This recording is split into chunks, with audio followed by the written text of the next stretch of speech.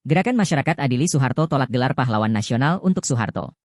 Gerakan Masyarakat Adili Soeharto, GEMAS, secara tegas menolak wacana pemberian gelar pahlawan nasional kepada Presiden kedua Soeharto. Dalam surat terbuka yang ditujukan kepada Ketua MPR periode 2024 hingga 2029, Ahmad Muzani, GEMAS menyatakan bahwa pengusulan ini adalah upaya penghapusan sejarah dan pemutihan terhadap kejahatan yang dilakukan Soeharto selama 32 tahun memimpin Indonesia. GEMAS mengutuk tindakan Soeharto yang dinilai merusak lingkungan, melanggar hak asasi manusia, dan melakukan kekerasan kepada warga sipil.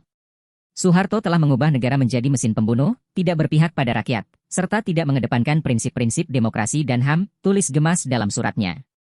Organisasi ini menilai bahwa Indonesia tidak akan melangkah lebih maju jika pelanggaran HAM masa lalu tak pernah dituntaskan.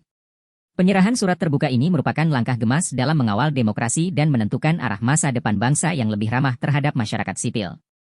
Pengingkaran terhadap kemanusiaan dan demokrasi di Indonesia yang telah terjadi selama pemerintahan otoriter Orde Baru seharusnya menjadi pelajaran bagi bangsa Indonesia dalam melangkah ke depan, tegas GEMAS. Rekam jejak Soeharto dalam pelanggaran HAM telah dibuktikan oleh Komnas HAM yang menetapkan 9 kasus yang melibatkannya, termasuk peristiwa 1965 hingga 1966, penembakan misterius, peristiwa Tanjung Priok, dan peristiwa Trisakti, Semanggi I dan Semanggi II.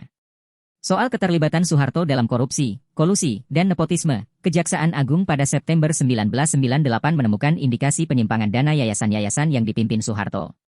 Wacana pemberian gelar pahlawan nasional ini muncul setelah Ketua MPR periode 2019 hingga 2014, Bambang Susatyo, menyatakan bahwa Soeharto layak dipertimbangkan untuk mendapatkan gelar tersebut. Bamsud menilai bahwa jasa dan pengabdian Soeharto besar terhadap bangsa Indonesia, terutama dalam membangun ekonomi dan mengatasi inflasi tinggi di tahun 1960-an.